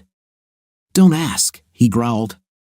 He tried to kiss me again, but I turned my head, his lips brushing against the faded bruise on my cheek. "Don't do this. You don't want this. You don't know." It was the only time I actually heard him raise his voice, and I trembled as I looked at him, eyes wide. "What, she can be a cheater and I can't? Should I always have morals? You're expecting a baby with her. It's not easy. Everyone knows you're obsessed with me. Susie, let's get this over with. You've wanted this for years. I know you've wanted it. Go to hell." My voice was strong for the first time, and he stopped, staring at me. I pushed him away from me as hard as I could. "Go to hell, Axel. This is not what I wanted." He took a step back, then another, and laughed dryly. "You were obsessed with me. Are you pushing me away? I'm obsessed with who you were, not this. I won't sleep with you just because you want to get back at your damn wife." Tears rolled down my cheeks, burning and leaving burns. I pointed to the door. "I may be crazy, but I'm not a bad person. I'm not here for you to use me as a damn object. I'm human, Axel. Go away." His face darkened. "It's not, I didn't mean to, Susie. I'm sorry. Leave." I waved my hand toward the door again, rage filling me. This was a new obsession, a stronger obsession, and I almost calmly accepted that it would break me. We all must have some moral principles. The next day, I called the yoga studio from a block number and asked for Mina. The receptionist put me on hold, and when Mina answered, I hung up. Then I drove back to Axel and Mina's house. I was pretty sure Axel was at work too, but I knocked on the door anyway and waited a few minutes before starting to look for the spare key.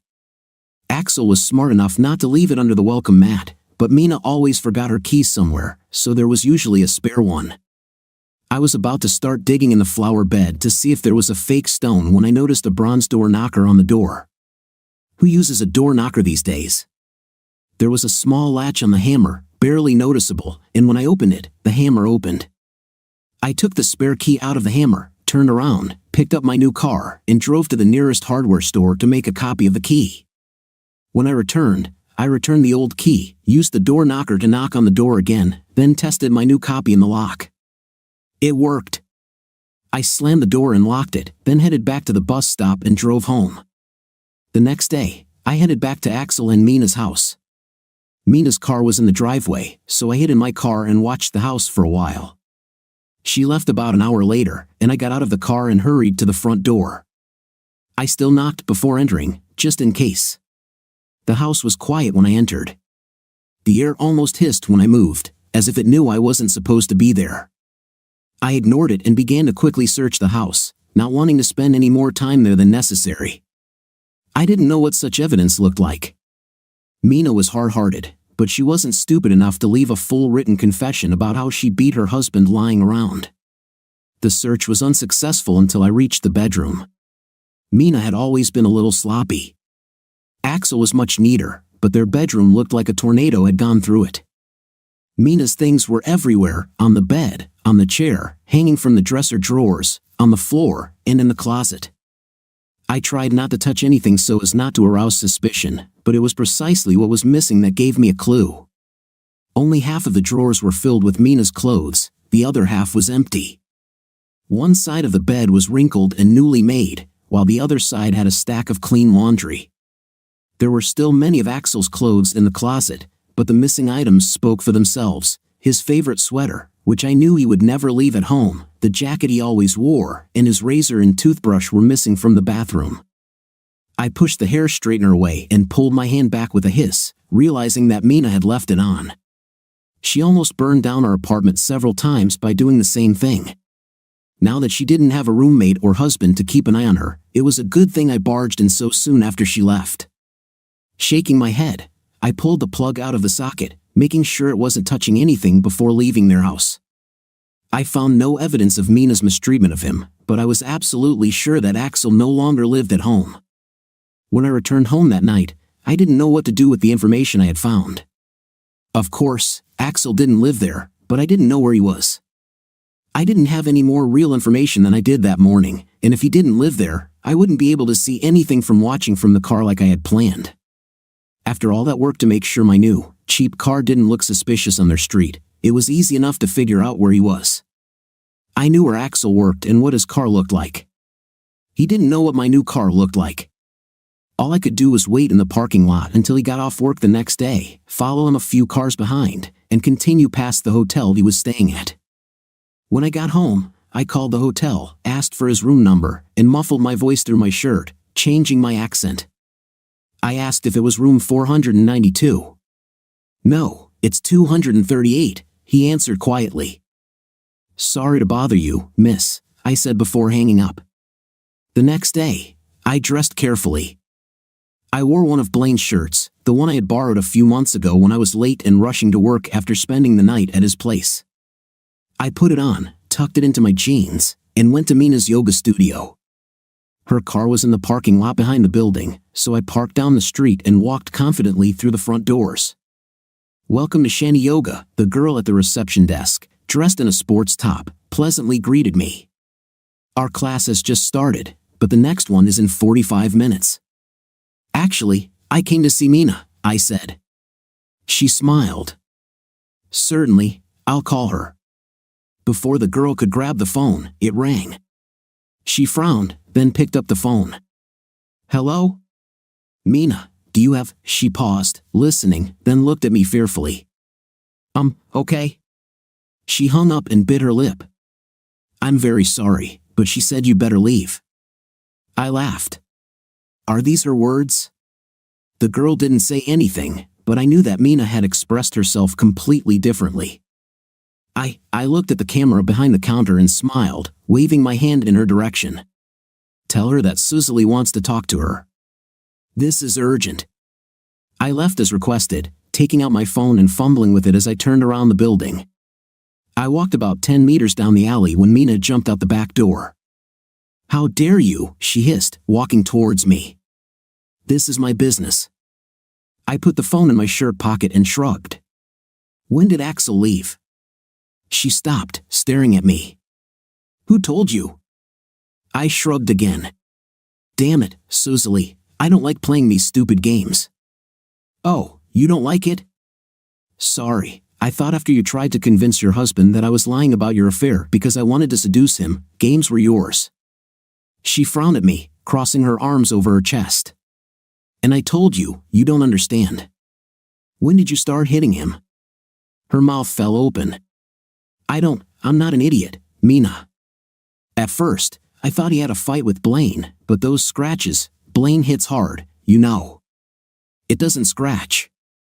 She looked at me for a long time. You do not understand.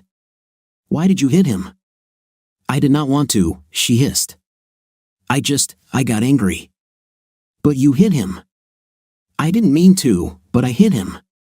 Come on, I hit him, and he should have hit me back, but he didn't. He couldn't.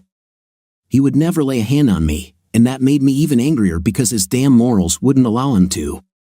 He let me hit him, scratch him, and yell at him, and he didn't even try to fight back until you came with that bruise on your face and told him I slept with Blaine. Why? Because he's a coward?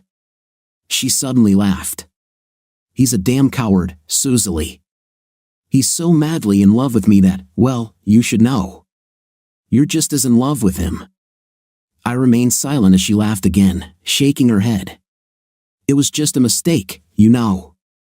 We were arguing, and I just got so angry. And he just looked at me after I hit him like a wounded puppy. I felt so sorry for him, Susie. I cried and told him to leave, but he didn't leave. And then, the next time I hit him harder, and he still just stood there. And then, after that, it became like a challenge, as if he wanted to see how angry I could get. I tried to tell you because I needed help, but you were so focused on him that you didn't even think about it. Then you came with Blaine, so happy, and she choked on sobs. I didn't want him to leave. I just wanted him to be a little more courageous, to stop stop forcing me to do this. Become more courageous, I repeated, trying not to show my disgust. Hitting you won't make him a man, just as hitting him didn't make him a man. She shook her head. I know this is not normal. I know it's crazy. Okay, I know. So why did he leave? He will return, she said. He just wanted to take a couple of days to think and decide what we would do next. This is not the end, Susie. You know he came to me, right? Her hands clenched into fists. I thought she might hit me, and I tensed up, ready for her to swing, but she didn't. You know, she snorted. What a loyal little friend you are, she murmured. It does not matter. He will come back to me. He will believe me when I say I had a miscarriage due to stress, and we will continue to live together without your sick little obsessive face in our lives. I won't lose him. She was deadly serious, serious enough to lunge forward and grab my arm, hissing in my face. Let me go, I said in an even tone. She didn't let me go right away. Then she seemed to remember that I wasn't Axel, that when Blaine hit me, I fought back, and she let go of my hand. You don't deserve him, I said. I thought you deserved it. I thought if not me, then at least you. But you were never the person I thought you were. Right? You've been fake all along. It's not my fault you're a crazy idiot. I laughed. No, probably not. She looked confused, then worried, then truly scared as I continued to laugh, shaking my head as I walked away from her down the alley. Your French accent needs work, I shrugged. I could point that out too. Axel snorted and opened the door wide. She's not pregnant, I said when he closed the door. Axel nodded vigorously. I guessed it. When did you find out? 3 days ago, he hesitated. The question of why I waited hung on his lips, but then he just nodded and shrugged. I'm sorry she hit you. His jaw clenched. The bruises on his face were almost gone, the scratches barely visible on his smooth skin. Why did you come, Susie? His voice was not harsh, just tired. To tell you that she's not pregnant and that you shouldn't go back to her. And what's next? She'll tell everyone that I hit her, that I cheated on her, that, hell, she can probably blame me for losing the baby. The ice in his eyes disappeared, replaced by ordinary melancholy. Who will they believe? She doesn't need evidence to ruin my life, and I would need a mountain of evidence to even raise doubts that she's telling the truth. So, will you come back? He sighed and shrugged. Yes, maybe. You know better than anyone how. I mean, 2 days and she's already turned everyone against you. I nodded and looked down. This is all. He asked again, not friendly, just tired. Maybe. Can I apologize? I looked into his eyes, full of sadness, carrying regret, looking at me cautiously. Eyes that I loved, eyes that I couldn't be angry with. Eyes that would never look at me the way they looked at Mina, although perhaps it wasn't so bad. You already apologized. This is not enough. I'm sorry, he swallowed hard, his throat muscles tense. I shouldn't have. I mean, what I did was terrible, and what I said was even worse. I'm sorry. You were completely wrong. He seemed to have no answer. She said she would ruin my life and yours if I told you that she faked the pregnancy. I'll pretend to be terribly upset when she loses the baby. I wanted to ruin her life for what she did to you. He chuckled, a small smile playing at the corners of his lips. I'll get back to her, so if you could, don't do it, I would appreciate it. My heart began to beat in my chest. Can I at least? What? He didn't look when I looked up at him, trying not to sound as desperate as I felt, trying not to look pathetic and failing. If he wasn't going to leave her, I couldn't hurt her without hurting him. I had one option, one small possibility of revenge, a tiny needle prick instead of a sword strike. But revenge still. Will you sleep with me, please? His neck snapped towards me, his mouth fell open, and I shifted awkwardly. Or not, I whispered. It's just. I'm sorry. I shouldn't have. Sorry. Axel looked mildly amused, raising an eyebrow as I stuttered. I thought you didn't want to be part of my wife's punishment. I have changed my mind. He took a step closer. You said you felt like I was using you, like an object. I trembled and shook my head. You said that I became a different person, that you don't want this person. I think we've both changed, and I want to. He stood in front of me, inches away. I had to tilt my head back to continue looking into his eyes. Would it help if I told you that I always thought you were beautiful, even long before you introduced me to her? It is nice of you. It's true, he whispered. Why do you think I always asked you to hang out or go out for drinks? My heart began to sink, beat again, and then sank. Don't tell me that, he said, raising his hand to my face, pushing the hair away from my cheek. I shuddered involuntarily, the coldness of his fingers almost burned my hot skin. It shouldn't hurt you. I just want you to know that this isn't just because of her. I want you. I still thought he was lying, though I didn't know whether he was lying to me or to himself. Whatever it was, it didn't matter. That was enough, and I let him lift my face to his and kiss me again. His lips were soft, much less insistent than the hot, demanding kiss we shared in my basement. I kissed him back breathlessly. After a few moments, it was no longer just kissing. He grabbed me around the waist and pulled me toward him, inhaling sharply when I bit his bottom lip. I looked at his body as it was finally exposed to me.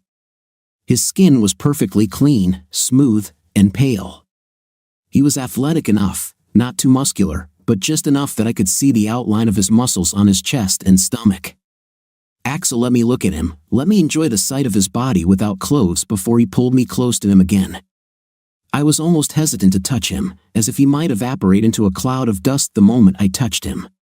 One palm touched the hard flesh, the other mirrored the movement, and I ran my hands down his chest and ribs to his stomach. He laughed as I exhaled softly, the sound of admiration accompanying the air that escaped my lips. Will you show me now? He asked, and I nodded. Damn, he whispered. I felt the color flood my neck and rise higher. He was obsessed, completely obsessed. I was obsessed, completely obsessed. He was mine at that moment. I needed it. Axel, I whispered. The only answer was a muffled rumbling. Susie, are you sure? Yes. There was a pause, a moment of reflection. And you? Yes, he said firmly. I whispered about the things I had imagined about him.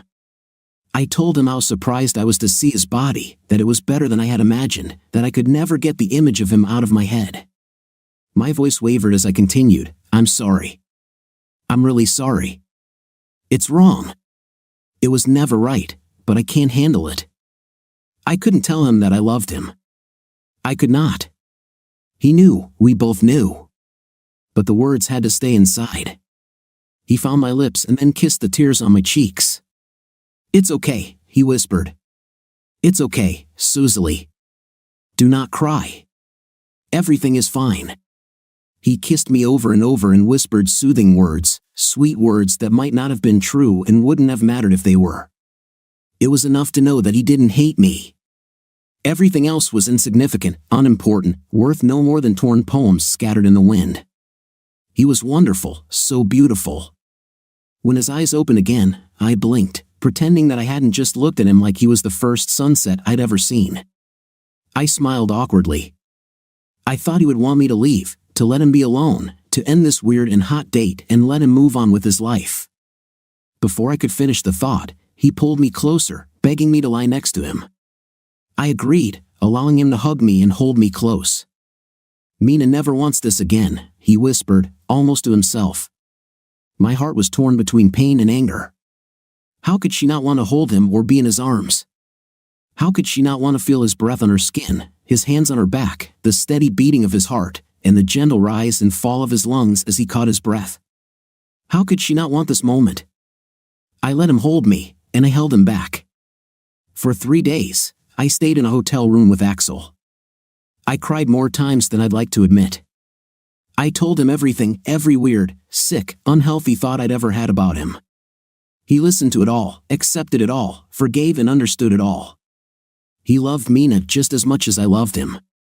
He understood what it was like to have such an all-consuming, overwhelming, obsessive love. He didn't have it as much as I did, but he understood. "I don't feel like I deserve your forgiveness," I told him on the second night of our stay together. He shook his head. "You deserve it. I'm sorry that we never had a chance." My heart skipped a beat and sank more times than I could count. "Don't tell me that," I said. He nodded and kissed me instead of answering. Late at night on the third day, I left while he was in the shower. Given the possibility, I think we could probably stay in this hotel room forever, but Mina would undoubtedly rain fire on us if we did. I don't think either of us wanted this. After some slow and passionate lovemaking, I pretended to be asleep while Axel got up to take a shower. Then, despite my promise to him not to ruin Mina's life, I got dressed, packed my things, and burned her to the ground without even leaving the room. "Suzalie. Suzalie Larch, is it you?" I froze when I heard a familiar voice. Of course she was here. Of course, today of all days. Natasha entered the same coffee shop as me, positioning herself between me and the exit, locking me in with no way to escape. "Natasha," I said without much enthusiasm. "Hello." "Oh my God," she exclaimed and rushed towards me. I braced myself, but she hugged me carefully. "How much time has passed?" "What, 6 months? 8? "I think so," I replied, looking down as her words hung in the air, feeding off the discomfort of her waiting for my answer. "So," she continued, "you look good." "Thank you." "Oh, sit down. Have coffee with me. Let's catch up." "Catch up?" I repeated. "The last time I heard from you, you told me I was a terrible person for what happened to Mina and that I should consider checking myself into a mental hospital before I actually hurt someone." She laughed awkwardly. I was wrong. "Please, Suzalie, let me apologize." I shrugged and turned around, settling at an empty table. I didn't have much time. Natasha hurried to order coffee and sat across from me before I could change my mind. As soon as she did, the questions began. "What have you been doing lately?" "I work mostly. Not at the art store anymore. I work in a publishing house now. Proofreader." Natasha chuckled, her eyes flashing. "Congratulations. That's a step forward, eh?" I shrugged. "Are you, dating anyone?" "No," I replied. Another chuckle, this time more thoughtful. I knew the next question before she even asked it. "So what really happened to Mina?" "I suggest you ask Mina," I interrupted. Natasha sighed, trying to maintain her pleasant facade. "I know what Mina said, and I know what Axel said too. They insist nothing happened. But if anyone knows why they got divorced, it has to be you." I looked at her, letting the words sink in. "Divorced?" Natasha stared back. In another life, her look would have made me feel stupid. I didn't care in this life.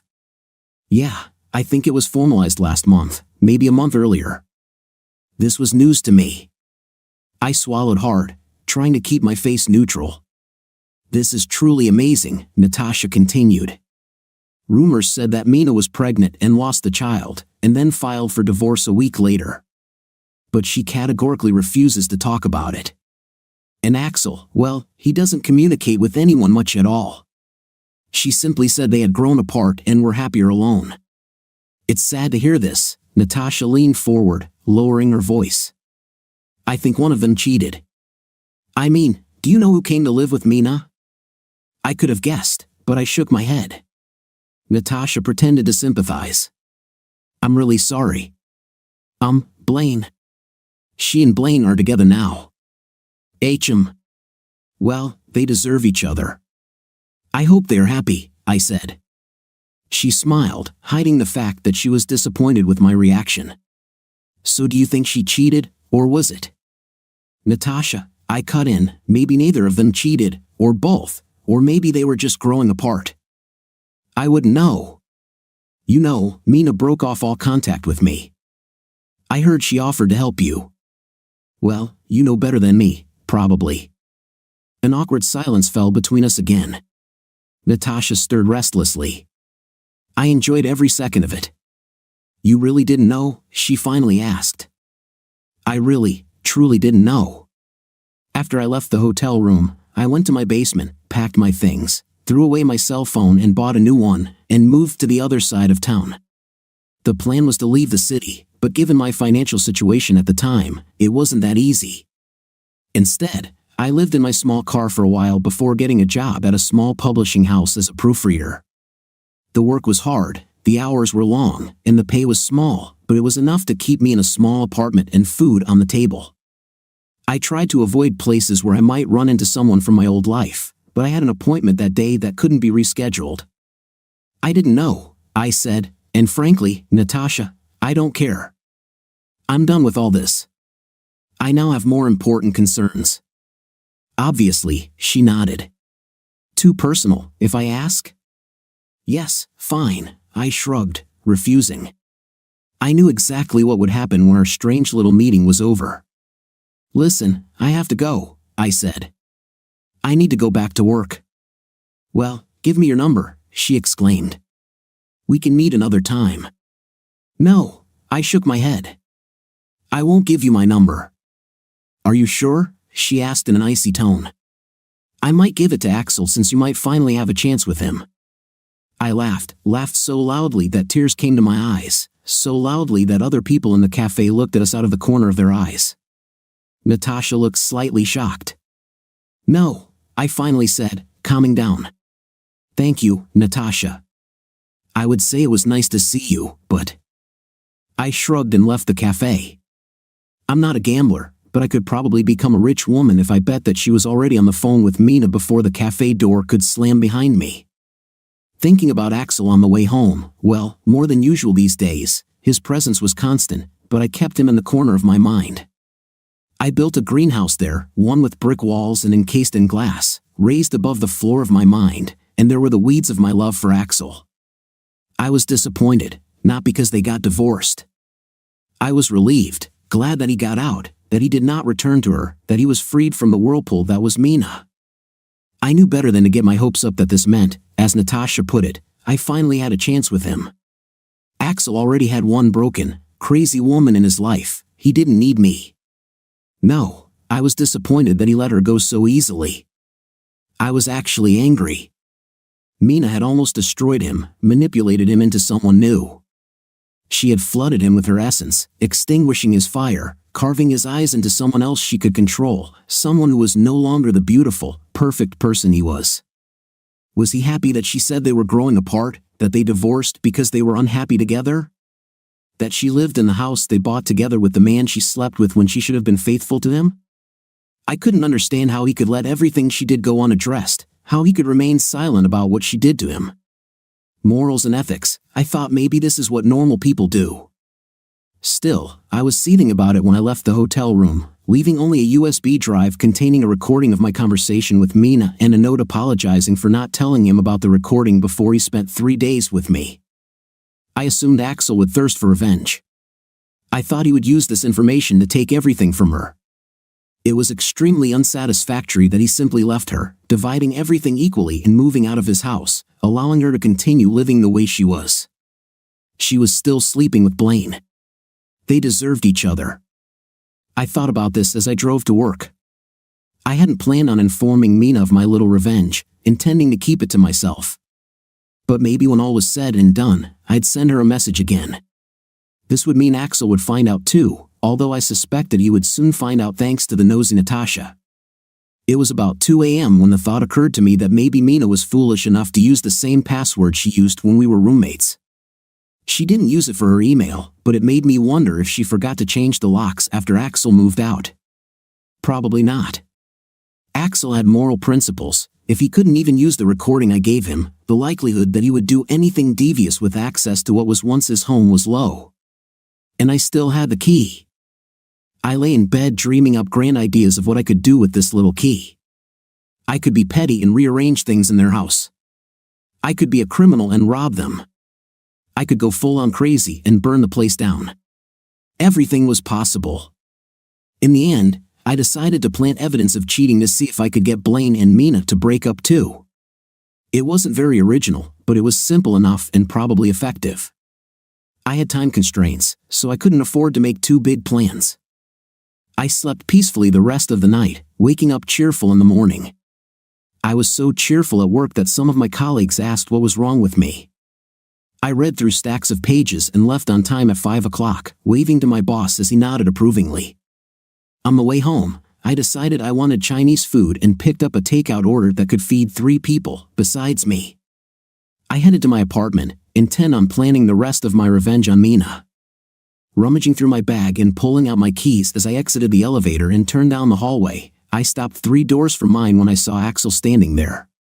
He turned to me and froze, lips parted to say something, eyes not looking at me but staring straight at my very visible, very large, very pregnant belly. "Wow," I said. Natasha wasted no time spreading the news. "How did you find me?" "Is this mine?" he asked. I sighed. "Come in. Have dinner with me." "Is this mine, Susie?" "Let's at least discuss this in my apartment," I said.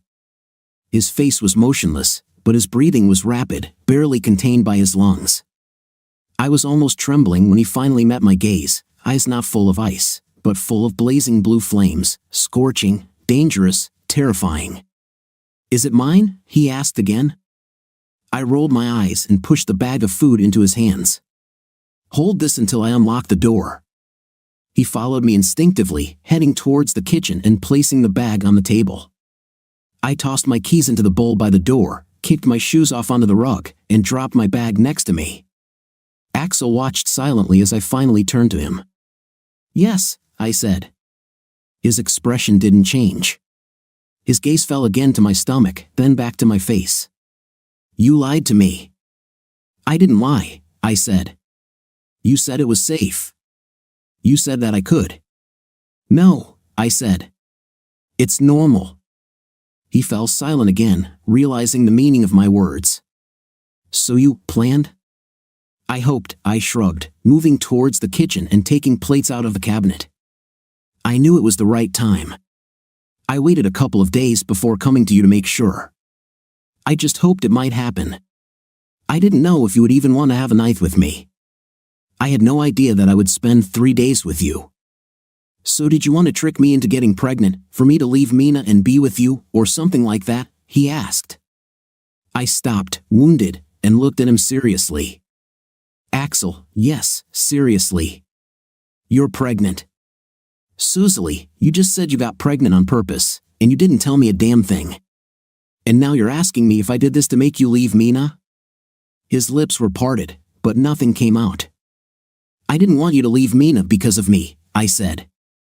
"I wanted you to leave her because she treated you like you were worthless. I gave you the tape and left so you could stop it if you wanted. It has nothing to do with me." "Oh, this damn recording," he said, venom dripping from his words as he found them again. "Could you have told me about this before we had 3 days of fun? You wouldn't have had an intim with me?" I shrugged. "I know it was mean. I don't regret it. I wanted to have a night with you once, just one damn time. I told you over and over again what I thought, what I did, and what I wanted. So yes, I had the tape, and yes, I could have given it to you before anything happened. And yes, I guess that means I tricked you into having a night with me. And guess what? I still don't regret it. And you weren't going to tell me about the child? I thought you were still married." I started putting fried rice on each plate. "The child is for me. I didn't want her to get back at you or trap you into being with me. that's a terrible reason to have a child. I wanted her for me. He looked at me silently as I moved from fried rice to sweet and sour pork. I wasn't sure if he was trying to follow my twisted logic, trying to wrap his head around the insanity I had just explained, or if he was trying to tell me he wanted more pork and less rice. Yes, I said, it's a girl. He nodded sharply, his throat muscles tightening as he swallowed. I silently placed the rest of the food on our plates. Soy sauce? I asked, holding several bags in my hands. Yes, please, he said quietly. We carried the plates to the table, and I began to dig into mine. Axel took a few small bites, looking at me as I practically inhaled the food. So you divorced her, I finally said with a mouthful of chicken. Why didn't you tell anyone what she did? I just wanted to leave, he said. She'll have to live with what she did. I raised an eyebrow at him. Did you just divide everything? Blaine is living with her now. Did you hear that? He snorted. Yeah, and that suits you. Of course not, he said. He took another bite and looked at me. I froze midway, seeing something in his eyes that I hadn't seen before. Again, this fire, this blue flame, something cold, hot, and dangerously explosive. I pursed my lips, but I couldn't stop the smile from slowly spreading across my face. What? He asked. You're planning something, I said. He shrugged vaguely. I have something planned too. When I found out you weren't there. He raised his eyebrows, still not smiling, but that fiery sparkle in his eyes was evident. When is the due date? He asked. In about 6 weeks. It seems like it's too much for you to make plans right now. I took the hint, nodded, and continued eating. Are you staying in the city? I was going to move, I replied, but it's expensive. Besides, I have a job here now. Do you want a roommate? Who are you thinking about? He asked. He laughed with a surprised bark, and I swear my little girl's legs fluttered at the sound of his laughter, although maybe it was just my heart. When can you move? I asked. Next week. Next week, I smiled at my plate and then bit my lip. I'm not asking you to be a father, I said. Axel looked at me seriously again. I'm not asking you to love me either. I didn't lie, I said. I wanted her. I wanted her for myself. I never thought you would even want to know about her. But if you want to, if you'll let me. His voice was firm, sincere, almost pleading. I want to. All I could do was nod, and a few moments later, Axel stood there, lifting me to my feet and kissing me. As I floated through the clouds with his lips on mine, he pulled me closer, kissed my face, my cheeks, and my neck, and placed his hand on my stomach while we caught our breath. This is crazy, I whispered. Do you understand this? You're crazy, he replied, his lips touching my forehead. It must be. You're crazy too. Then there are 2 of us. Don't tell anyone, he said. They would advertise. I fell silent as he finished the verse, his mind following mine, his words confirming what I had always suspected. He was perfect. We were perfect. I bit my lip, unable to name the emotion coursing through me. He seemed to sense it and hugged me tighter. Quietly, we planned for the sudden concept of us together, us just weeks away from parenthood. We didn't talk about Mina anymore. I thought maybe our revenge was that we were together, that we were happy after everything. We found each other. Axel never mentioned what he was going to do, and I never talked about the half-baked plan I had or how I still had the key to his old house. He moved in 3 days after he found me. He never told me how he found out my address. It didn't matter. We both had our secrets. He didn't tell anyone that he had found me, especially me. Although we didn't hide the fact that we were together, I assumed that one day she would find out. We'd be somewhere in public, maybe with our daughter, and someone would see us. It didn't matter. None of them mattered. Still, it was difficult to know that she wasn't suffering. It burned like glowing embers deep in my soul, knowing what she had done to him. What she did to me was scarcely worth mentioning. She could hurt me all she wanted, and it would never compare to how I felt about what she did to Axel. But out of respect for him, I let it go. we quickly settled into an established rhythm. It helped that we had lived together before, which made it easier with just the two of us. For the first time in what seemed like forever, I was happy, truly happy. Every day, as my belly grew and our daughter got closer to being born, I felt even happier. 2 weeks after Axel moved in, he returned home late one night, and the next day, too. I ignored it despite the gnawing suspicion in my stomach.